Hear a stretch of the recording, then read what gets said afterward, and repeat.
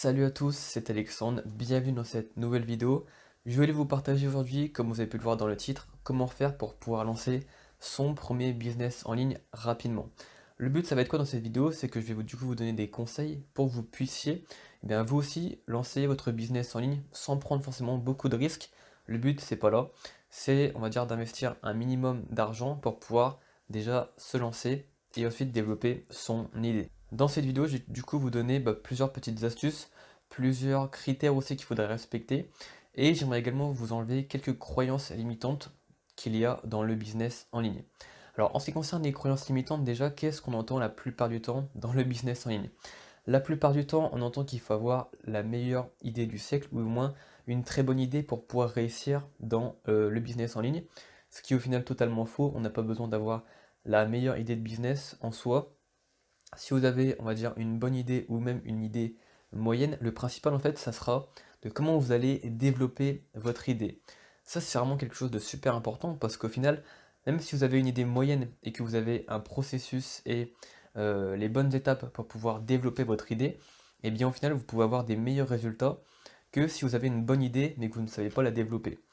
Donc déjà, dans un premier temps, il faudra savoir du coup prendre une idée, donc bonne, moyenne.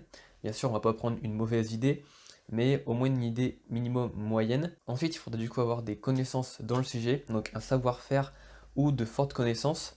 Donc si possible, soit vous êtes formé sur le sujet en amont, soit c'est un sujet qui vous passionne et du coup vous avez beaucoup de connaissances dans ce sujet, soit c'est vraiment quelque chose que vous maîtrisez à la perfection et donc vous pouvez du coup expliquer aux personnes et donner des informations qui sont très importantes pour elles. Ce que vous devez retenir du coup, c'est déjà avoir une idée, bonne ou moyenne, avoir du savoir-faire.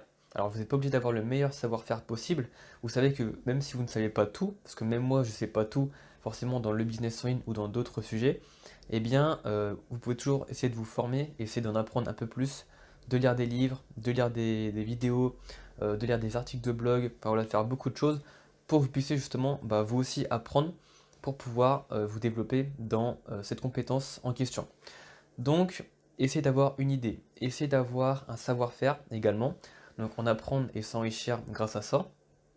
Essayez aussi d'avoir des compétences, que ce soit managériales, des compétences un petit peu en informatique, des compétences un petit peu au niveau de la comptabilité, un petit peu en management également. Parce qu'en fait, si vous lancez un business en ligne, il faut bien comprendre qu'un business en ligne, c'est comme si en fait vous lancez une entreprise. Et vous vous doutez bien que quand on lance une entreprise, forcément, il faut avoir également des compétences en tant que manager.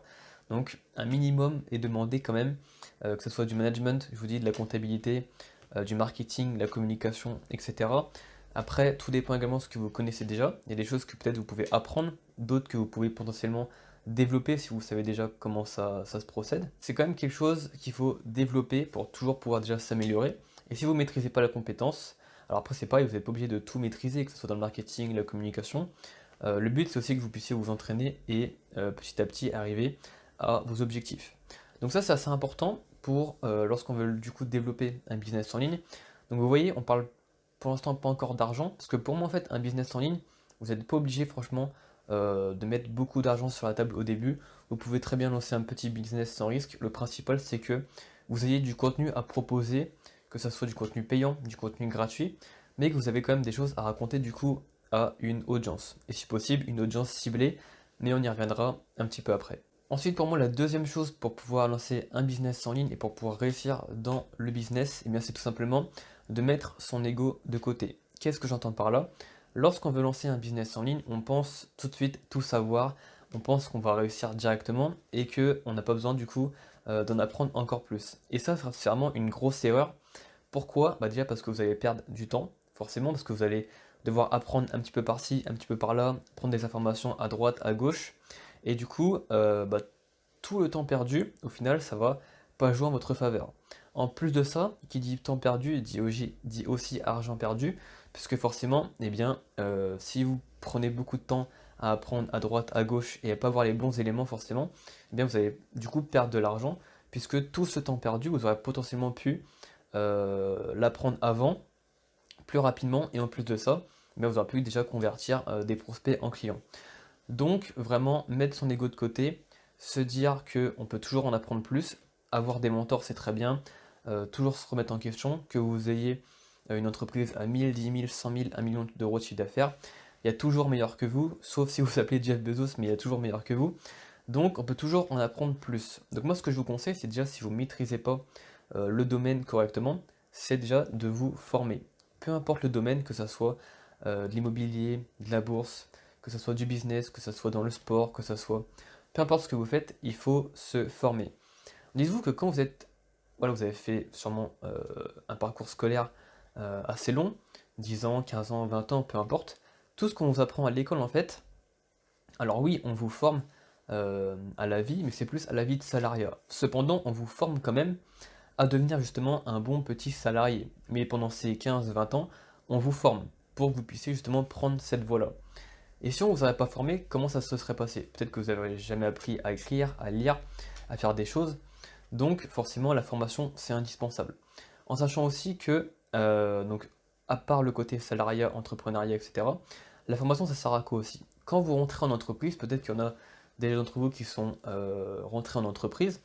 Lorsque vous rentrez en entreprise, peu importe des fois vos diplômes, que vous ayez bac+2, bac+5 ou quoi que ce soit, l'entreprise vous fait une formation au début sur comment elle procède, ses méthodes de vente, son management, son marketing, sa communication, comment faire ci, comment faire ça. Il vous forme en fait comment je pourrais dire, à la politique de l'entreprise. Et s'il vous forme, c'est pour une bonne raison, c'est pour que vous ayez les bons éléments pour pouvoir travailler dans cette entreprise. Eh bien c'est la même chose, si vous souhaitez développer une idée dans le business et faire un business avec une bonne idée, eh bien, il faudra du coup pouvoir réussir à développer votre idée comme je vous l'ai dit. Et pour ça, il faudra du coup se former pour pouvoir notamment prendre un raccourci, déjà dans un premier temps, et pour pouvoir suivre aussi un processus qui pourra vous mener du coup à l'étape de la création de votre business ou le développement de votre business par la suite. La troisième chose pour moi ensuite à mettre en place dans son business pour pouvoir le développer et le réussir, c'est tout simplement de choisir les bonnes stratégies. Et là vous allez me dire, mais comment on fait pour choisir du coup les bonnes stratégies? Que vous fassiez du dropshipping, que vous fassiez du business en ligne, en vendant des formations, que vous vendez, je sais pas, du coaching, que vous vendez, peu importe ce que vous vendez comme produit, comme service, comme bien, ce que vous voulez, dans tous les cas, il faut avoir des bonnes stratégies. Et là c'est pareil, une fois de plus, comment on fait pour avoir des bonnes stratégies? Il n'y a pas mille solutions. Soit vous expérimentez de vous-même, ce que je peux vous conseiller également, faire des tests, expérimenter, mais encore une fois, ça va vous prendre beaucoup de temps et potentiellement beaucoup d'argent de faire des expérimentations, puisque justement, on ne sait pas ce qui fonctionne. Du coup, vous allez forcément mettre un peu plus de billes sur la table. Et une fois de plus, on revient au point numéro 2, la formation. Lorsque vous prenez une formation, logiquement, il y a des stratégies qui sont expliquées dans la formation, puisque la personne est censée avoir réussi. Donc, lorsqu'on se forme, vous aurez et le raccourci, et les stratégies, et un gain de temps, et donc potentiellement un gain d'argent également. Donc forcément, on en revient à ce niveau-là, que ça soit en apprendre davantage en connaissance pour pouvoir se développer rapidement et avoir les bonnes stratégies directement. La quatrième chose ensuite qu'il faut faire dans le business en ligne, c'est éviter de procrastiner. Alors la procrastination, c'est quoi ce grand mot-là que vous allez me dire? La procrastination, c'est quoi? C'est simplement le fait de réfléchir, de réfléchir, de réfléchir. Donc potentiellement, si vous commencez un business en ligne, de réfléchir à quelle idée je pourrais prendre. C'est pour ça que je vous ai dit en fait au début de la vidéo, ça sert à rien de toujours chercher la meilleure idée possible. Le but c'est de savoir comment vous allez la développer et c'est ça le plus important. Donc la procrastination, il faut vraiment l'éviter, que ce soit d'ailleurs dans le business ou dans votre vie perso, puisque en fait la procrastination ça va vous servir à quoi? Ok, vous allez réfléchir pendant longtemps, longtemps, très longtemps même de temps en temps, mais au final, vous n'allez jamais passer en fait réellement à l'action. Et ça c'est le cinquième point qu'on verra dans la vidéo, c'est que si vous procrastinez trop, tout simplement, vous ne passerez jamais à l'action et encore une fois, vous allez perdre du temps et vous n'allez jamais pouvoir atteindre vos objectifs et faire ce que vous avez envie réellement de faire et de créer. Donc, évitez de procrastiner. Le meilleur conseil que je pourrais vous donner, c'est simplement de se lancer, de ne pas se poser de questions, de ne pas regarder le regard des gens, de ne pas prendre en compte le regard des gens, ne pas se dire lui va me critiquer, lui va me dire ci, lui va me regarder comme ça, lui va me juger, ceci, cela. Faites ce que vous avez envie de faire et vous voyez ensuite, par la suite tout simplement, ce que ça donne. Tout simplement. Mais évitez la procrastination au maximum.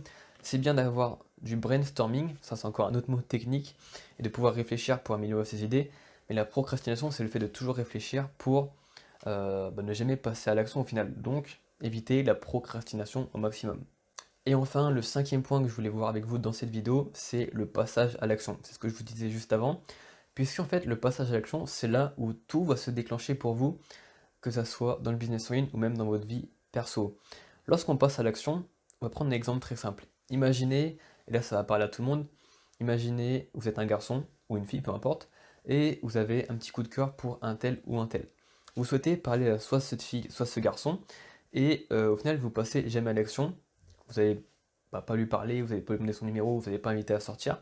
Bah, qu'est-ce qui se passe? Eh bien il se passera tout simplement rien du tout, puisque ça ne viendra pas d'elle-même ou de lui-même logiquement, puisque c'est vous qui avez un petit peu ce désir de vouloir l'approcher et l'aborder. Donc forcément, si vous y allez pas, bah, il va rien se passer, hein. Ça va pas être un coup de magie logiquement qui va vous tomber dessus. Donc forcément, il faudra agir. Et donc, qu'est-ce qu'il faudra faire? Il faudra passer à l'action pour pouvoir soit aborder cette fille, soit aborder ce garçon, soit toute autre chose.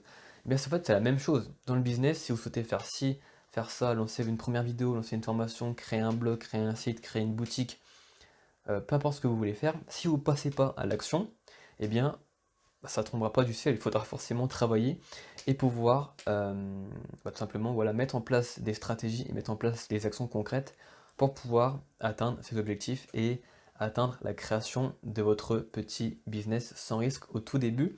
Et par la suite, après, il faudra du coup également, mais ça c'est un point un peu plus important, c'est quand vous aurez passé l'étape du scaling, lorsque votre business sera un petit peu plus gros, il faudra aussi prendre le temps de pouvoir déléguer le travail pour pouvoir notamment vous concentrer sur ce que vous savez faire et potentiellement déléguer également à des personnes plus compétentes que vous pouvez potentiellement peut-être payer par la suite, mais au moins vous gagnez du temps et le travail sera aussi peut-être mieux fait et vous aurez aussi peut-être plus d'accomplissement puisque vous ne ferez peut-être pas les tâches ingrates que vous faisiez à votre tout début dans le business en ligne. Si vous êtes encore là du coup dans cette vidéo et que vous avez regardé l'entièreté de la vidéo, déjà je vous remercie. Je vous invite également à cliquer sur le petit bouton like sur la vidéo, à vous abonner à la chaîne YouTube pour recevoir également toutes les prochaines vidéos. Et également, j'ai un petit cadeau pour vous, c'est une petite formation gratuite si vous souhaitez lancer votre premier business et que vous souhaitez potentiellement toucher vos premiers revenus. Puisque moi, à mes débuts également, j'avais d'autres croyances limitantes et me dire que tout simplement, on ne pouvait pas gagner de l'argent sur Internet. Et moi, j'aimerais vous démontrer le contraire et que vous puissiez notamment lancer votre premier business ce soir le mieux possible, aujourd'hui, ne pas remettre au lendemain et vraiment le faire le plus rapidement possible.